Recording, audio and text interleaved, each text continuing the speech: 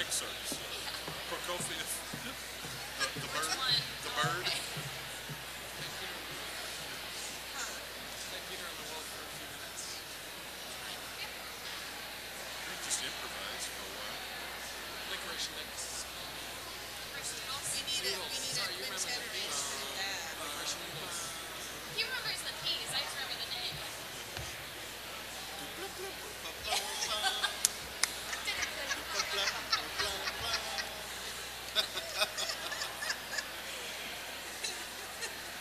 I still remember some of the tunes from y'all's duet from the recital.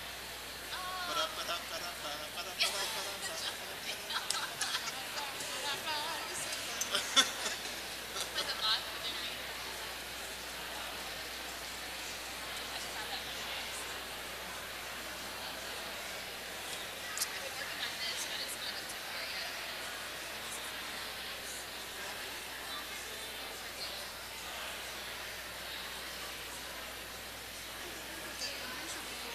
Gosh, all of his music looks like this. 158 and a half. He wrote a really, Is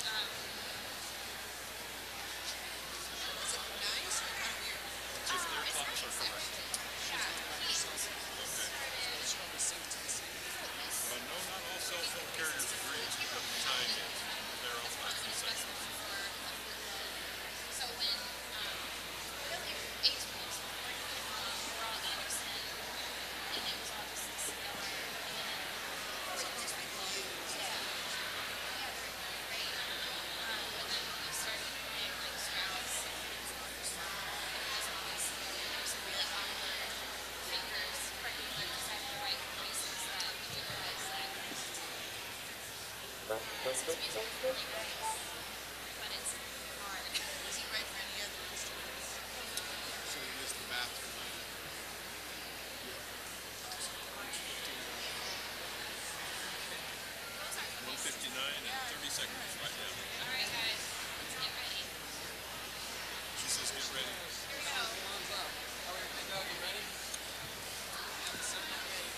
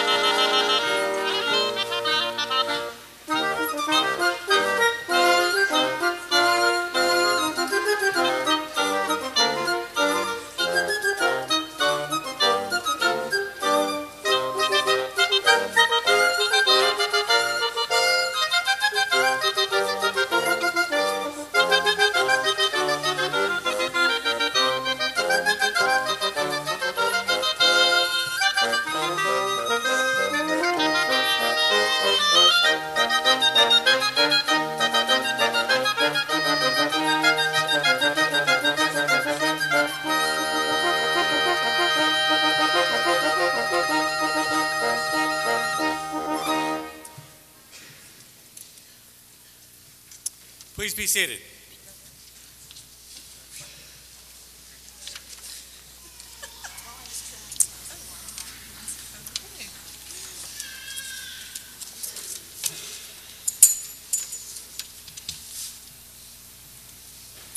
Good afternoon and welcome to winter commencement at the University of Evansville. Today's invocation will be given by the Reverend Dr. Tamara Gisselman, our university chaplain and a 1995 UE graduate. I invite you to pray with me. God of many names, as the modern hymn reminds us, you are the God of change, the God of time and space. And when we fear the future, we ask that you give to us your grace. In the midst of changing ways, give us still the grace to praise. Thank you, God, for these students who have lived among us for a season. Yet appropriately, we give thanks for the seasons of change that will emerge out of this ceremony we call winter commencement. Thank you for the transitions our students will experience today, almost in the blink of an eye, from student to alumni, from work study to corporate professional, from a tax deduction to a taxpayer.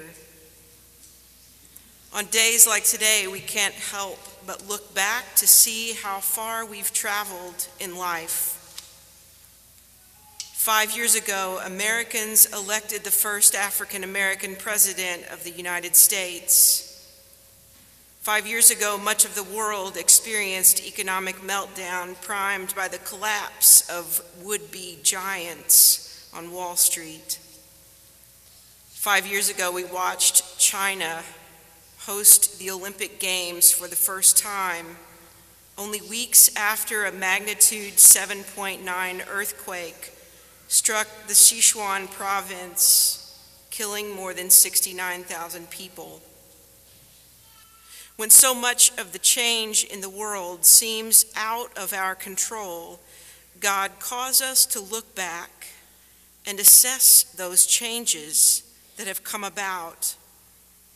Changes because someone decided the shackles of injustice ought to be broken. Changes because someone decided that a child ought to have breakfast every day. Changes because someone decided people ought to be judged by the content of their character rather than the color of their skin or their sexual orientation or religious labels. God, guide and direct this graduating class. Guide them to lead the world into a changed future for the good of the cosmos. Remind them and us to be generous in word and deed, and as always, bid us to heed the words of the gospel, be not afraid. God, these are our prayers. God, help us all. Amen.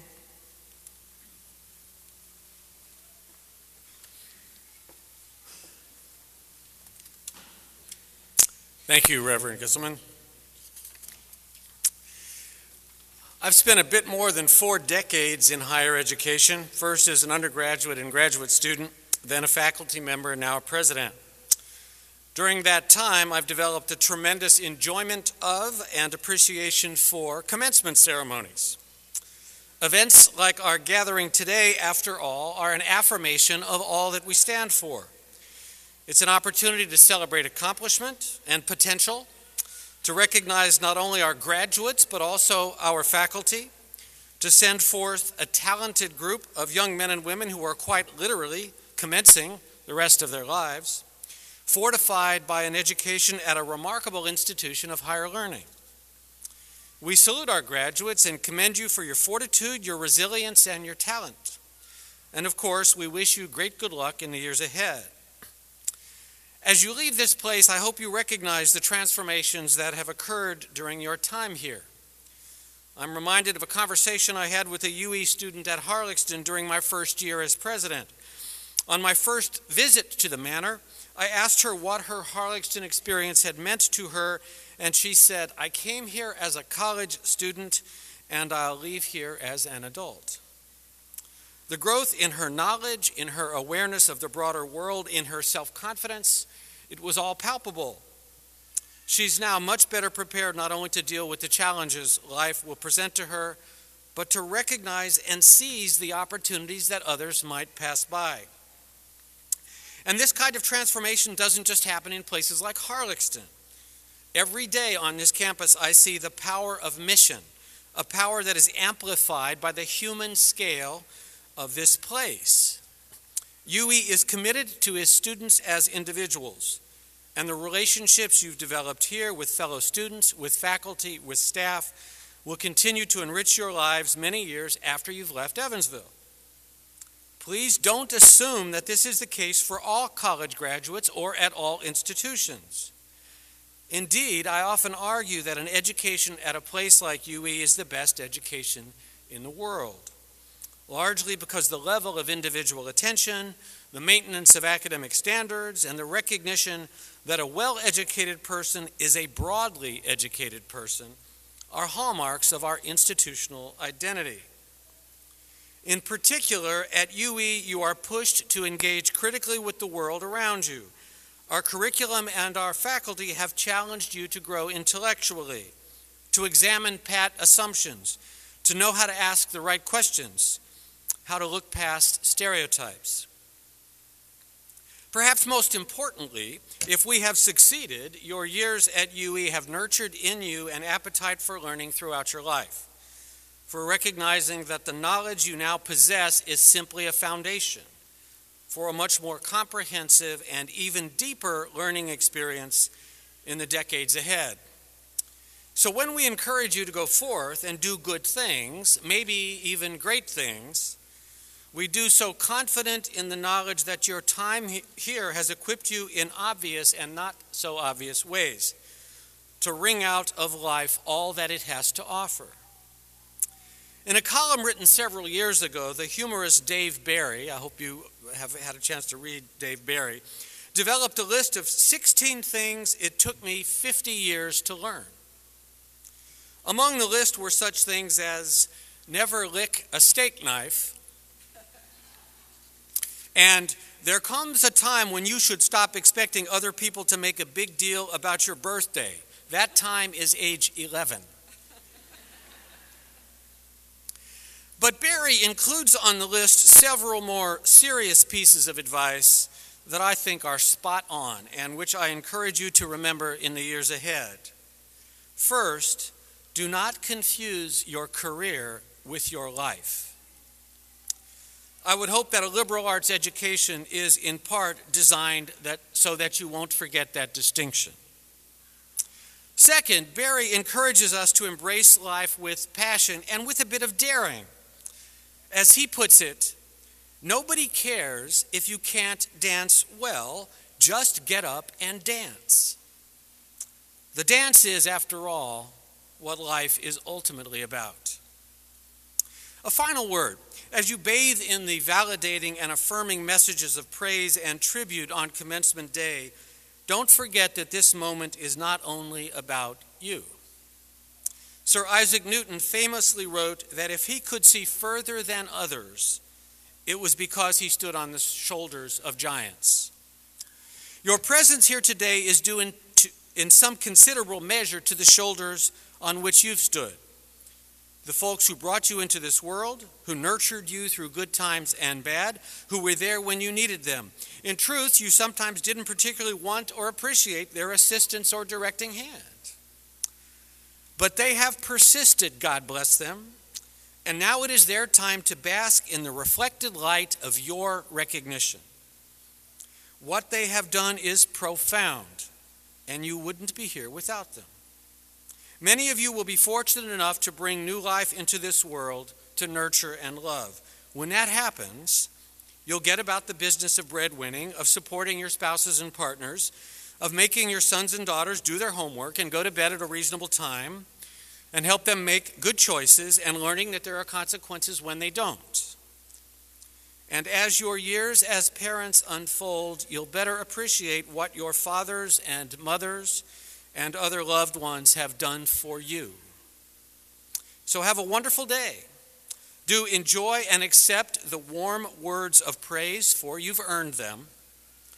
Those who have supported you are immensely proud of your achievements and excited about your future.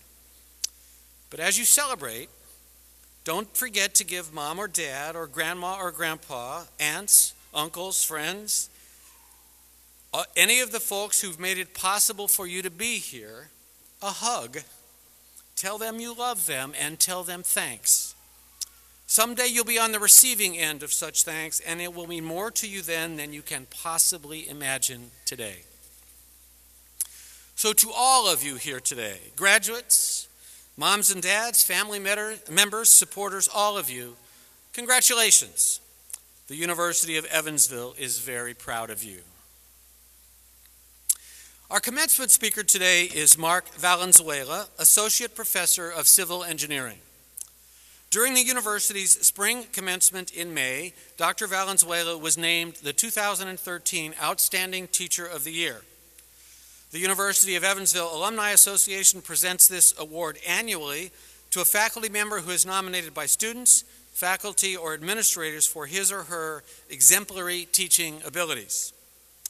Dr. Valenzuela is the first faculty member to receive this prestigious award 2 times. He came to the University of Evansville in 1999 after earning a PhD in structural engineering from Cornell University. He also holds a Master of Science in Structural Engineering from Cornell and a Bachelor of Engineering in Civil and Environmental Engineering from Vanderbilt University. Dr. Valenzuela, known as Dr. Mark by his students, is known for his tireless dedication to helping students succeed. Those who nominated him for the Outstanding Teacher Award praised his interactive teaching style and hands-on lessons, as well as his commitment to instilling ethics, leadership, and teamwork in his students. Dr. Valenzuela also makes an impact outside the classroom.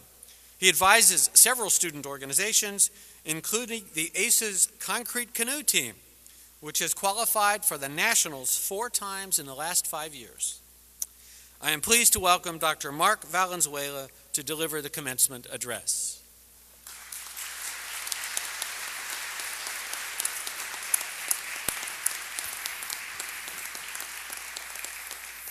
Good afternoon, class of 2013, or if you're of a more mathematical or engineering bent, 2013.5. And congratulations on your achievements. 10 years ago, I had the honor of giving the winter commencement address, and I have to make a confession at the very beginning. I'm Catholic, so it comes with the territory. I have to confess I was tempted to use the same speech that I gave 10 years ago, and in fact, several people suggested it with the rationale that no one would know. Let's see, 10 years ago, some of you would have been 11, 12, or thereabouts, and so you weren't even thinking about college yet, and some of you might not have even heard of the University of Evansville. And in that time, Yui has had 1 new president, 3 vice presidents of academic affairs, and 2 chaplains. No one here on the platform would know, let alone remember that speech. And when I look back, I thought, wow, it wasn't such a bad speech, so it's really tempting. In fact, the president at the time, Dr. Steve Jennings, some of you know him, did say it was one of the top 5 speeches he had ever heard at a commencement. And given his long career, that was quite the compliment for a young professor to hear. But quite figuratively and literally, I felt the words of Sister Margaret Mary from St. Thomas More School in Decatur, Georgia. Don't get a big head, as she whacks you upside the head. Those of you of a certain age who had nuns in Catholic school know this, shall we call it, educational method, and probably appreciate it more as the years go by. And so reality set in. Now, while Dr. Jennings did say that my speech was one of the top 5, I later found out he said that to all the commencement speakers. He just loved being loved and loved making you feel good, and that's fine. I still am rather fond of the man. But a deeper realization set in.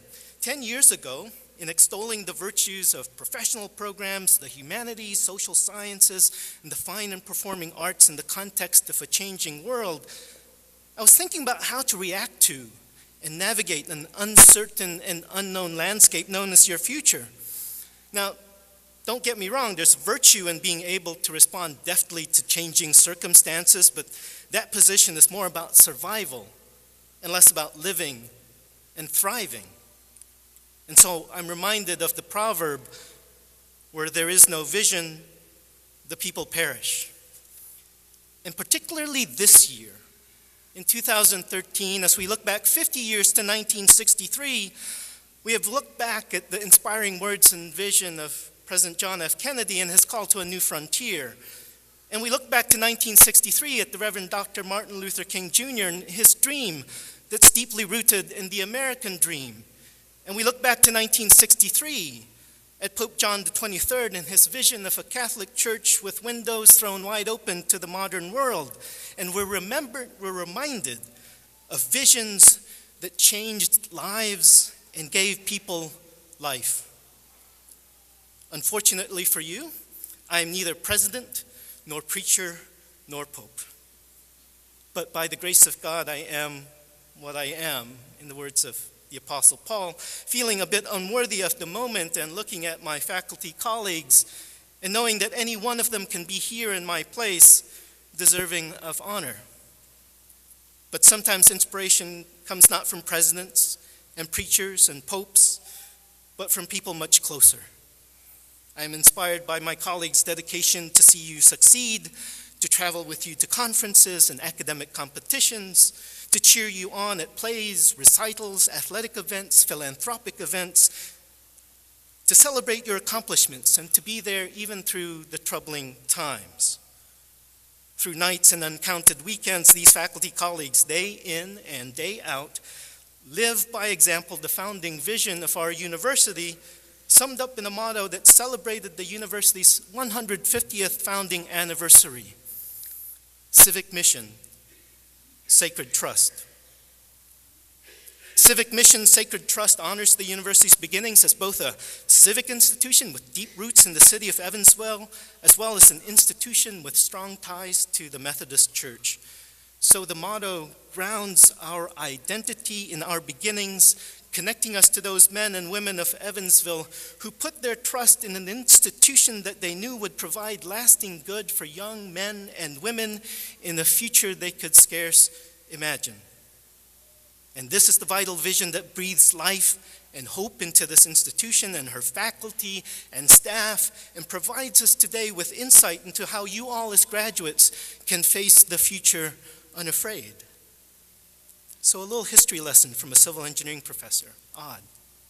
What we know today is the University of Evansville actually had its roots in Moores Hill Male and Female Collegiate Institute, founded in, of all places, Moores Hill, Indiana, some 190 miles from here in 1854, by a group of citizens who placed it under the care of the Methodist Church. After a few decades of financial ups and downs, sometimes more down than up, it was realized by those in charge that Moores Hill College had to either close its doors forever or move to a city that could attract a larger enrollment of students. In 1915, a prominent citizen of Evansville, a Mr. George Clifford, saw an opportunity in the floundering little college, and at an Evansville Chamber of Commerce meeting said, "I believe we can get a college for Evansville." At which point, the editor of the Evansville Courier, Mr. Howard Rusa, said, "Very well, George, I appoint you a committee of one to get us a college." Translation, "Yeah, right, buddy, dream on." I'm sure the Chamber of Commerce had a good laugh, but it was actually Mr. Clifford who was to have the last laugh. He convinced the Indiana Conference of the Methodist Church to move Moores Hill College after showing a map of Indiana, Illinois, Kentucky, and Tennessee, with Evansville right there in the center. And on the map, he showed the major towns and cities and all the colleges in existence in that area. And around each college, he drew a circle with a radius of 50 miles. Back then, a great distance to travel for higher education without the benefit of good roads and automobiles. And in the middle of the map was Evansville, without easy access to any institutions of higher learning in the 50-mile radius around Evansville, encompassed a population of some 600,000 who had no opportunity for further study. It has often been said that this map, still in the university archives, you can go to the library, visit it today maybe, was what convinced the Indiana Conference to agree to that move. And so we learned that a man with a vision could be just a dreamer, but a man with a vision and a map who can help others see his vision is a leader. Now, there was only one thing, one small detail. Did I tell you about $1 million? A small amount of earnest money, if you will, to secure the relocation of the college and to ensure that it would be a going concern. A group of citizens from Evansville pledged to raise $500,000 if the Indiana Conference of the Methodist Church raised an additional $500,000 for an establishment fund. Just to give you a sense of magnitude of this ambitious move, $500,000 today would amount to about $9 million. And on Sunday, April 22nd, 1917, the Evansville Courier devoted a front page, top of the fold article featuring the public campaign to raise that $500,000 in Evansville. And astoundingly, in a campaign that included prominent businessman, a railroad worker who walked 7 miles to hand in his $5, and school children gathering nickels, dimes, and quarters for the effort, Evansville was able to secure the $500,000 in pledges and actual money in just 11 days. It wasn't clear that the citizens would come through, but in the final hours of that campaign, it was the efforts of a Jewish rabbi that convinced the leading Catholic businessman at the time to give $25,000 to a Methodist college that helped push the campaign over the top. And that little bit of that history always reminds me of the beginning of a joke. A rabbi, a Catholic, and a Methodist walk into a bar. Oh wait, we're a direct campus, so that's the joke. Now, in getting the resources needed for the vision, two influential voices played key roles at that time in 1917, the press and the pulpit. In April 22nd, the Evansville Courier laid out the vision this way, and I'll quote, "But what will this college be? Will it be a small sectarian institution merely moved to this city? No. It will be much greater in its influence in the life of this community than a small sectarian school. It will be an important institution contributing to the city's welfare and growth, identifying itself with the life of the community and molding itself along the lines necessary to a competent service of this community. So if you have volunteered your time to help the homeless, to help kids at risk, to help health organizations that reach out to people with HIV/AIDS, the city of Evansville from 1917 thanks you." Let me continue from the Sunday paper. Quote, "While the liberal arts courses such as history, political science, economics, and modern languages will not be neglected, the college will specialize on courses to train the young men and women who will be its students to take places of leadership in the industries of Evansville." And so to the alumni out there who have shaped the course of the city in the past 96 years, the city of Evansville of 1917 thanks you. And I'll continue. And I quote, "Nothing can impart the refined atmosphere that a college creates in a community. The faculty will be a valuable addition to the civic body, a group of men and women who are pursuing the high ideals of service and the dissemination of knowledge. The amusements of the community will be helped because a high standard will be demanded. No doubt opera will be supported, for instance. To the faculty that's not afraid of weighing in on the important social justice issues of the day, the city of Evansville from 1917 thanks you. And to the music faculty here who take the lead in providing opera to the city of Evansville from 1917 thanks you. And we thank the city of Evansville of 1917. The press was powerful in shaping opinion back in 1917, but also important was the pulpit, and in fact, pulpits from all different kinds of churches. From the pulpit of the Walnut Street Presbyterian Church, the Reverend John Kennedy, different John Kennedy, waxed eloquently about the sacrifices being asked of the Evansville citizens, and let me quote, "Let money be transmuted into ideas, into freedom, into hope and manhood and womanhood, It is only so that wealth is justified. The new saint will not be a saver but a spender.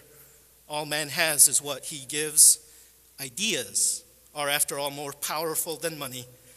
Ideas found democracies, raise families, build men, dower women with beauty, and bid the new and better order arise, fulfilling the dreams of ancient dreamers. And so it's easy to see how that kind of eloquence and poetry can move people. So may your visions find the voice they need to give life, and may you lend your voices to visions that give life to those dreamers around you. I'll make a second confession. When I first started to do some research on this campaign to bring a college to Evansville, I have to admit, I expected these founding fathers and mothers to have a vision that was somehow limited by that 50-mile radius. I expected something limited, perhaps even parochial and unsophisticated. But I have newfound respect for those dreamers and visionaries who made your work and study here possible. Listen to their views on education, if you'll indulge me. In all lines of industrial endeavor, it is planned to secure the closest possible cooperation between the college and the city.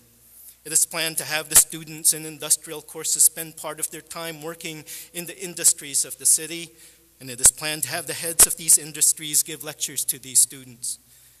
These will be along practical lines and will supplement their academic instruction. Does that sound familiar?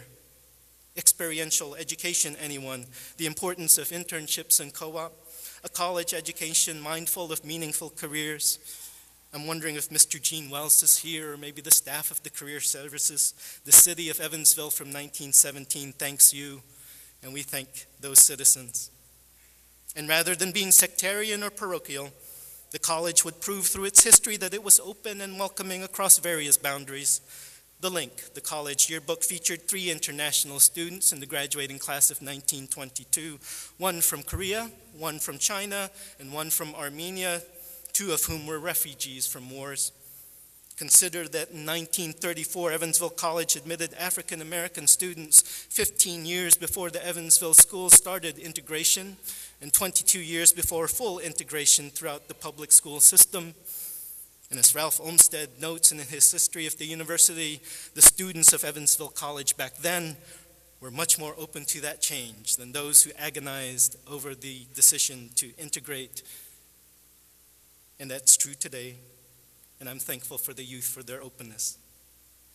Their vision in 1917 was uncanny, some say prescient in many ways, but of course if you would take that citizen from 1917 and talk to him or her about your experiences, I'm sure their jaws would drop. I don't think they would have envisioned their great-great-grandchildren getting on those newfangled contraptions called aeroplanes and studying in a castle in England or going to study in foreign lands. They might not have envisioned their great-great-grandchildren studying elbow to elbow with students from so many different countries and walks of life. They could probably scarce imagine a bagpipe-playing Filipino civil engineering professor speaking at Commencement. But if you could talk to that citizen, I hope that you thank him or her for sacrificing, for giving, for scraping together $1 here or there in support of the vision that breathes life into your alma mater. And perhaps one of the best ways to thank that citizen of 1917 is through your own vision. And it could be as simple as a vision of getting a job. It could be as noble as a vision of raising a family. And I don't want to dictate to you what your vision should be, but I hope it's informed by your UE heritage. So first, I hope that your vision includes a vision for a future that is better for the people in your community and the people in the world around you. Second, I hope that your vision for a future that is better is as broad as the vision of our founders, embracing people of different or no articles of faith and generations yet unseen. Believing in the sacred dignity of each individual, may you see those whom society would prefer to ignore and push to the margins.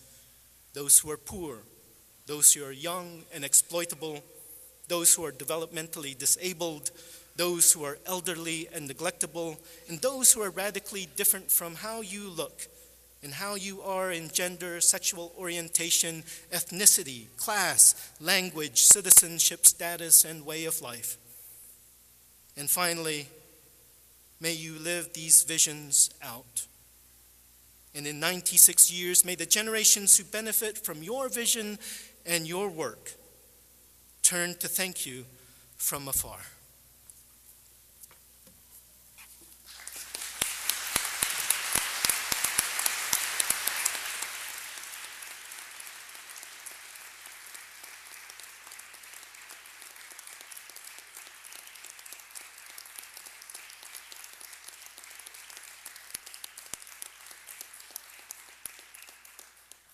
Thank you, Dr. Valenzuela.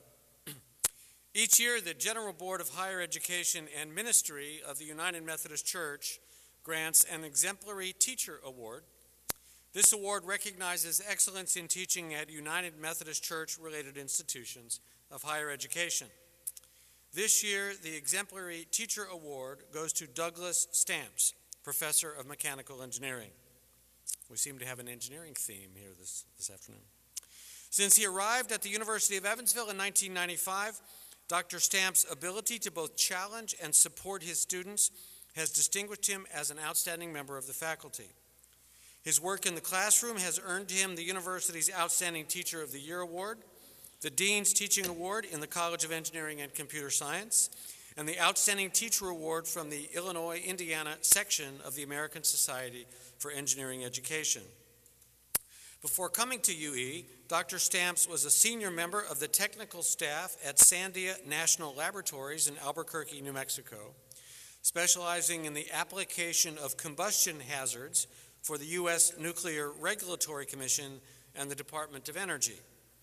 His impressive background and professional experience make a significant impact on his students, who credit him for helping them understand the real-world applications of their academic coursework. In addition to Dr. Stamps' work in the classroom, he is a committed researcher, specializing in combustion and nuclear power plant safety issues. He has received numerous grants, published papers, and presented at conferences, but his passion for research doesn't stop there. Dr. Stamps also oversees undergraduate research at UE, helping students experience the excitement of innovation and discovery while completing projects that give them advantage in graduate school or the workforce. Dr. Stamps holds a PhD from the University of Michigan, a Master of Science from the Massachusetts Institute of Technology, and a Bachelor of Science from the University of Evansville, all in mechanical engineering. Throughout his endeavors, Dr. Stamps' colleagues and students say he is a model of integrity, always considering what is best for others and setting them up for success. It's my honor to present the 2013 Exemplary Teacher Award to Professor Douglas Stamps.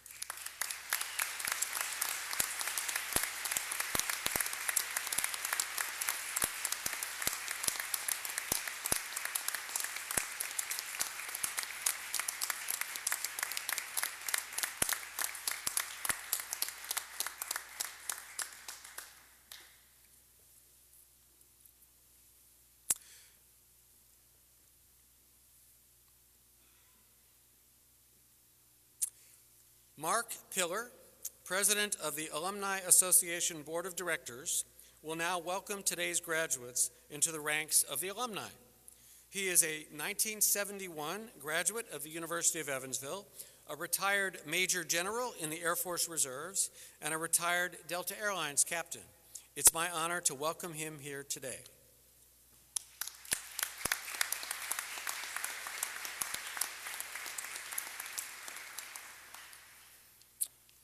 Thank you for that nice introduction.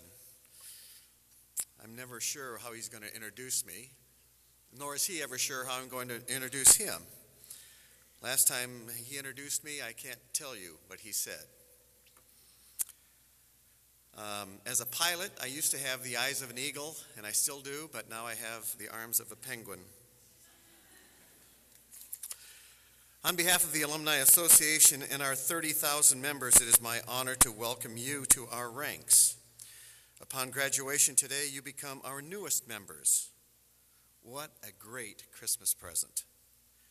Your experience here, whether you realize it or not, have been life-transforming, preparing you to engage the world as an informed, ethical, educated, and productive citizen. You join the ranks of many esteemed professionals, including Pulitzer Prize winner, a U.S. Senator, nationally and internationally known researchers, just to name a few. You also join numerous educators, ministers, doctors, nurses, military leaders, and business people, each who have a tremendous impact on their own communities and this university. So far, your time and efforts at the University of Evansville have been building up to this day. However, your relationship with UE is actually just beginning. Your connection as an alum is lifelong. Many of you will go on to graduate school, but the University of Evansville will always be your alma mater. I encourage you to stay in touch with UE, attend reunions, and other alumni events. You can even help plan them. Help recruit new students to UE as a league volunteer. Mentor UE students and help them with career and life questions, or seek out an alumni mentor through UE Connect.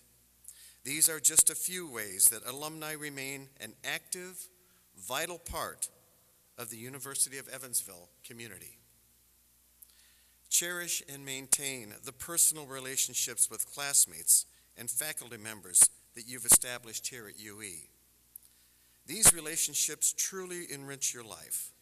I can tell you that not a day goes by that I don't talk to at least one of my classmates. As a matter of fact, she was homecoming queen in 1974. And we've been married for 39 years now. But don't let your connection end here. Your UE network is 30,000 strong. There are many new relationships yet to be forged. Once you walk across the stage and shake President Kazie's hand, you will be presented with a special gift to welcome you to the Alumni Association. John David Lutz, chair of the theater department and a fellow alumnus, and I will present you with the key. The key symbolizes that your education here and your connection to UE are vital keys to your success and can unlock a world of opportunity.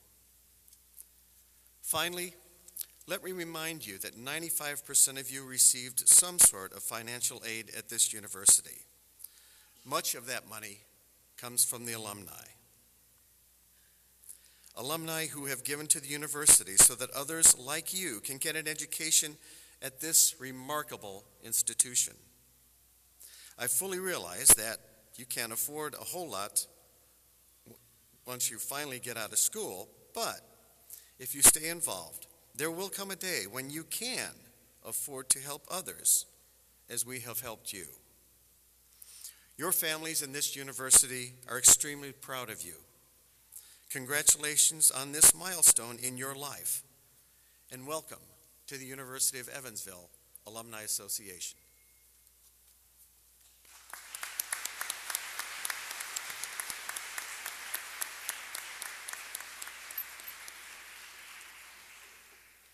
We shall now proceed with the conferring of degrees. President Kazie, I have the pleasure of presenting to you candidates for degrees. Will the candidates please stand?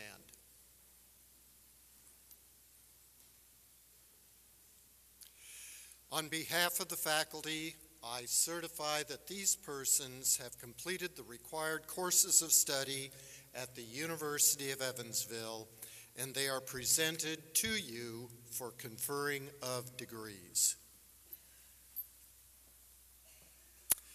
Thank you, Dr. Mosbo. By virtue of the authority vested in me by the Board of Trustees and on the recommendation of the faculty, I confer upon you the degree to which you are entitled, with all the rights and responsibilities pertaining thereto. Will the candidates please be seated?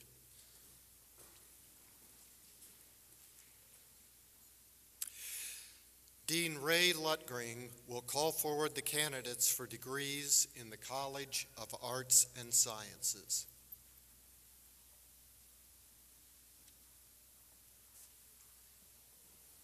For the degree Bachelor of Arts, Carson S. Brock. Donald E. Gaston.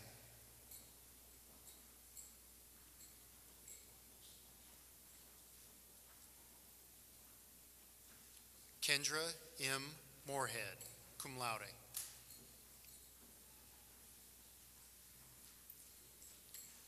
Jordan E. Williams.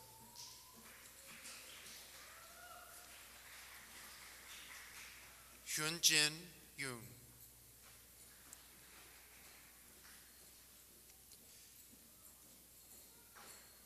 Caitlin R. Zanton, summa cum laude.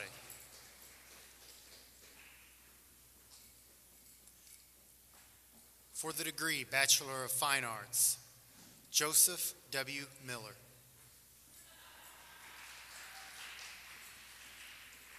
Jacob H. Newman. Miranda J. Stinson, summa cum laude.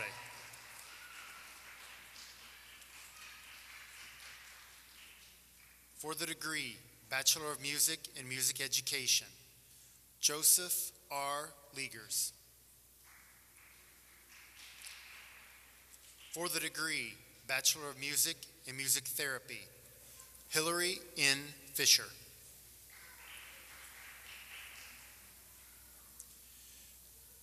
Kayla M. Ryan. Jessica K. Sturgeon.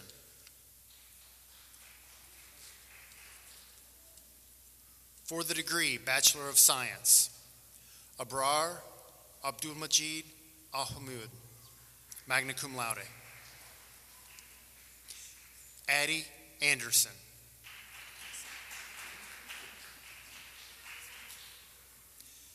Catherine Altoff.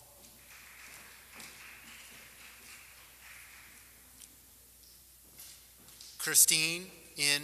Arnold. Nicole G. Brooks.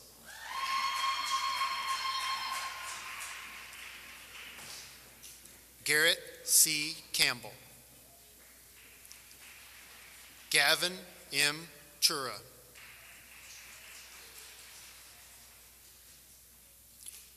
Jessica M. Engelking.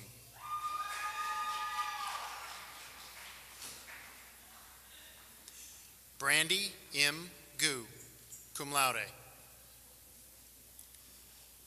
Charlene K. Gorman. Hannah L. Griffin.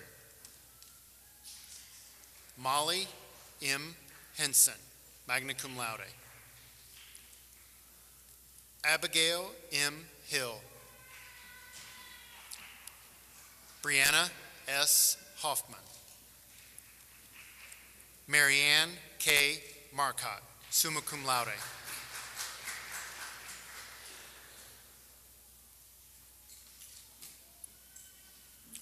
Lauren D. McMillan. Brandon N. Miller. Dakota R. Moody.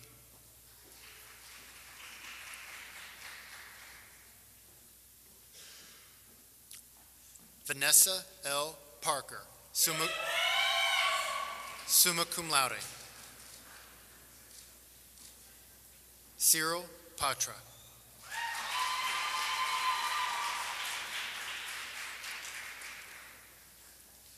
Julia B.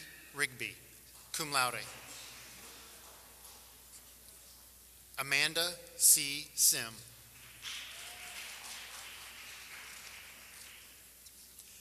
Sarah G. Snyder.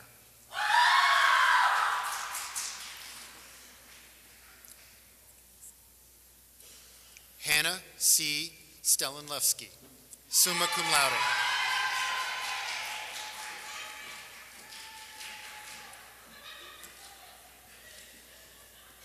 Georgia A. Steffi.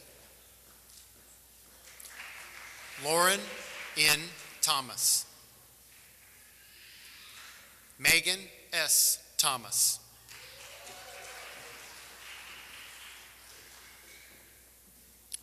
Fanny Carolina Toth, cum laude.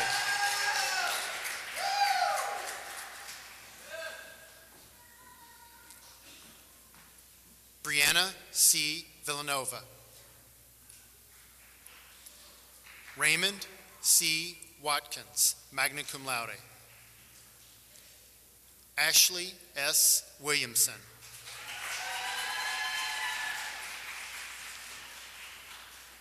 Cody J. Woodson. For the degree, Bachelor of Science in Legal Studies, Heather N. Butte.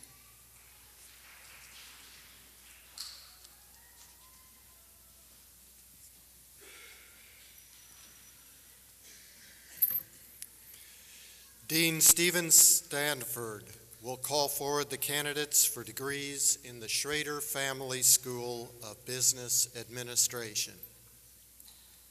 For the Bachelor of Arts, Rachel E. Roth, cum laude. For the Bachelor of Science, Marion S. Clements.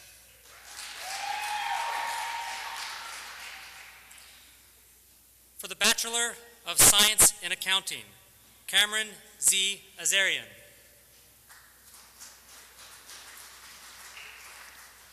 Jacqueline S. Cantwell, summa cum laude.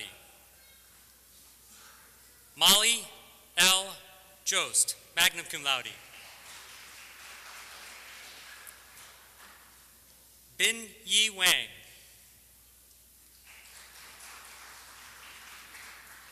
For the Bachelor of Science in Business Administration, Josiah L. Ashbaugh.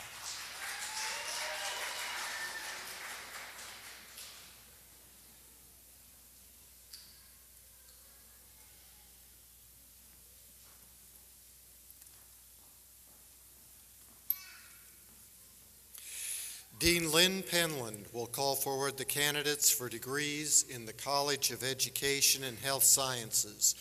Those candidates receiving a graduate degree will receive the hood appropriate to the master's degree earned. For the degree Bachelor of Science, Alex D. Gregorich. Cassandra E. Hasera, summa cum laude. Haley N. Malone, cum laude. Caitlin M. Robinette. Logan M. Stone. Carly F. Taylor. Andrea N. Voppel.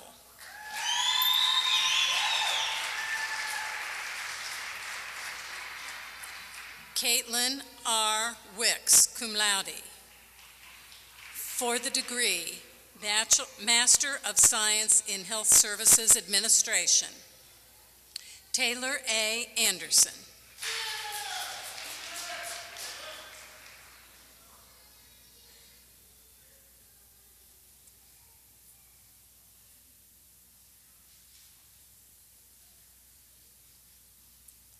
DJ Bollinger.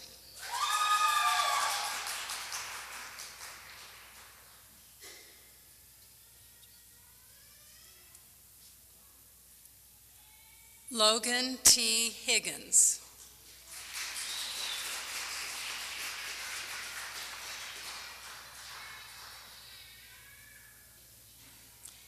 April D. Kaler.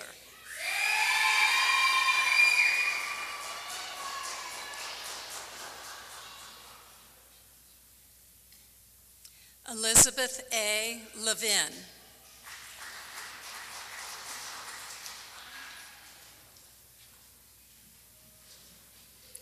Nicole D. McAllister.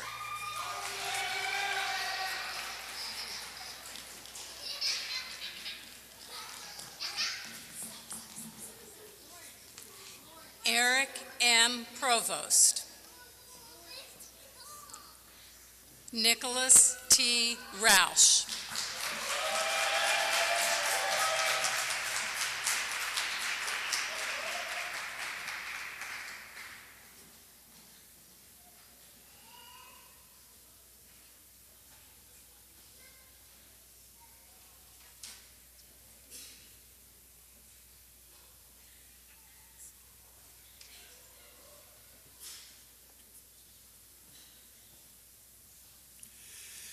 Dean Philip Gerhardt will call forward the candidates for degrees in the College of Engineering and Computer Science. For the Bachelor of Science in Civil Engineering, Brittany R. Goodwin.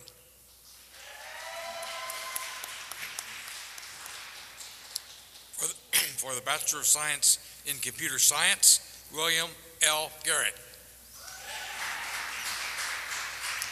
James Neal Webb.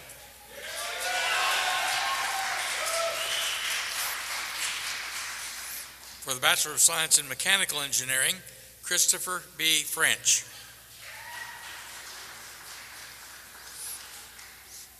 Matthew J. Preble.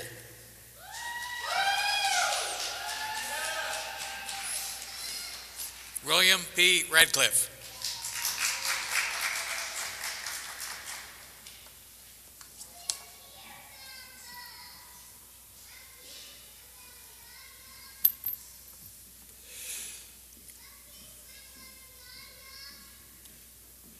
Director Christy Burns will call forward the candidates for the degrees in the Center for Adult Education.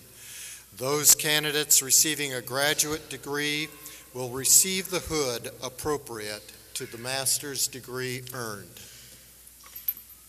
For the degree Bachelor of Arts, Stephen Brent Elliott. For the degree Bachelor of Science, Kaya Anthony Fuhrer, summa cum laude. Nicholas R. Greenlee. Tim A. Maxon, summa cum laude. Terry W. McNeil, cum laude. Stephanie Chancellor Redder, summa cum laude.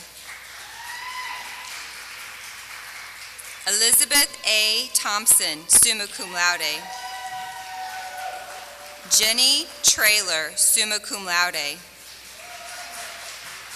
Daniel K. Wilson, summa cum laude. Robert K. Wright, summa cum laude. For the degree Master of Science, Michael Canati.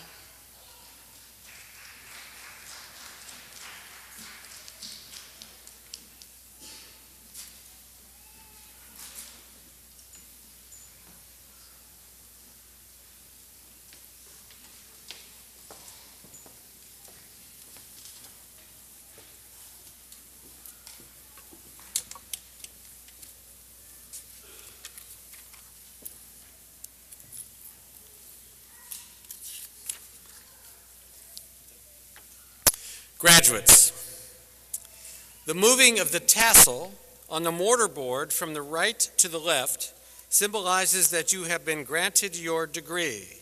Congratulations, and please move your tassel at this time.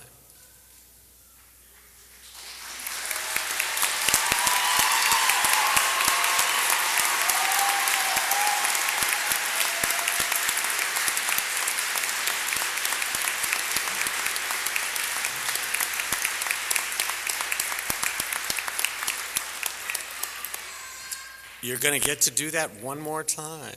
Will the graduates please stand? Ladies and gentlemen, I present to you the December 2013 graduating class of the University of Evansville.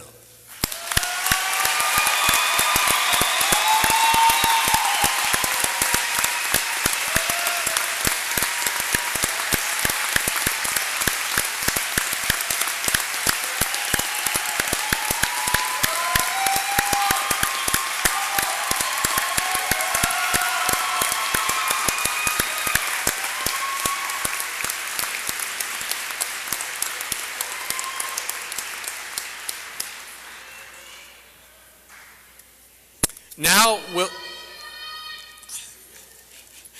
will the families and friends of the graduates please stand as well? Graduates, please show your appreciation.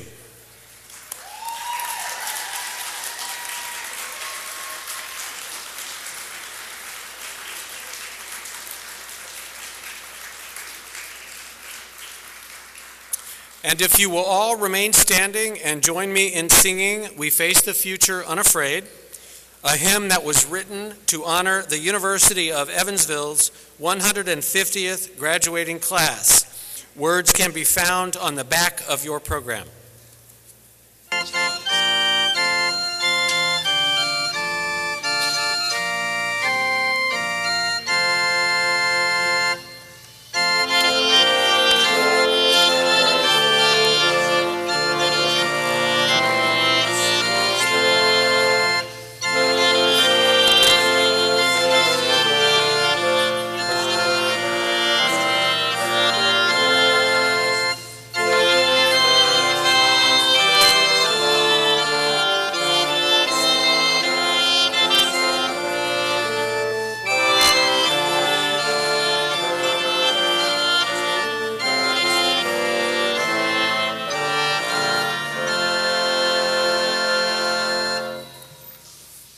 In honor of today's graduates, you are all invited to attend a reception sponsored by the Yui Alumni Association. The reception will take place immediately following this ceremony in the class of 1959 Gallery and Lounge in the Ridgeway University Center. Chaplain Tammy Gieselman will now close with our benediction.